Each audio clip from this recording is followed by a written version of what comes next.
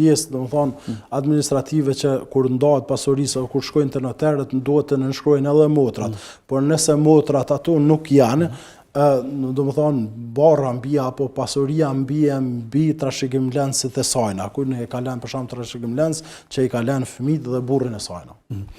Pra ata duhet ta nënshkruajnë kanë edhe hise.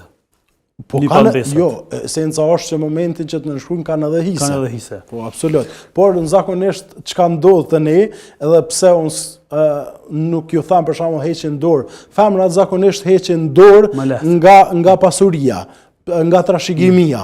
E ka trashëguar babën, ndërsa e thirrin për me hapjen e trashëgimisë, ndërsa aja e vetme është që heq dorë që mos të kenë probleme. Por unë ligjërisht ju kisha thonë që ato kanë të drejtë sa vllau i tyre kanë drejtë edhe aja në pasuni, kështu që edhe nuk i kisha thonë me heq dorë nga kjo pjesë e trashëgimisë së tyre sepse ju takon aty. Është një shumicë apo një pakicë që po është shumica që heqin dorë, edhe pse kohët e fundit. Është nga dëshira apo për shkak që mund të prishin në raportet me familjen? Më shumë është nga pjesa që mos të prishen marrëdhëniet familjare në mes veti, për ndryshe ajo takon një pjesë sa vllavit sa motrës ju takon të dyve.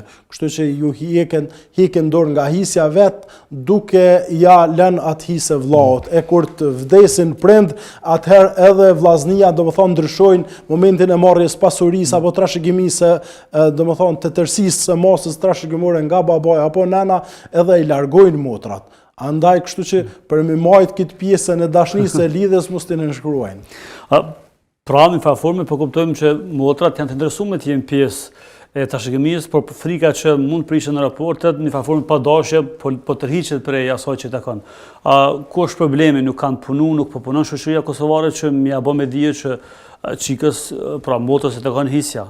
Sepse një pjesë e madhe realisht e din, por ku është problemi që s'po bindemi me ajo hisën. Unë mendoj që duhet vdesim, po jo vdesim vetëm nga ana e femrave që ato të marrin hise, por vdesim edhe nga ana e meshkujt se ti nuk është tu ta prek hisën ty, është tu e marr hisën e vet.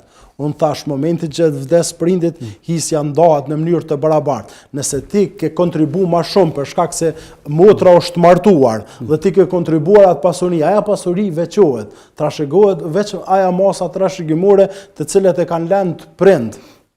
Kështu që nuk, sepse nëse për shembull motra jote është martuar dikun, edhe aja dikun do të ndërton hise, por edhe një grua, apo një femër tjetër do të jetë grua e kësaj shtëpie, edhe kjo do të ketë hise këtu. Kështu që kjo puna ka ana pronësore, apo ka ana hiseve në gjuhën popullore shkon me rotacion.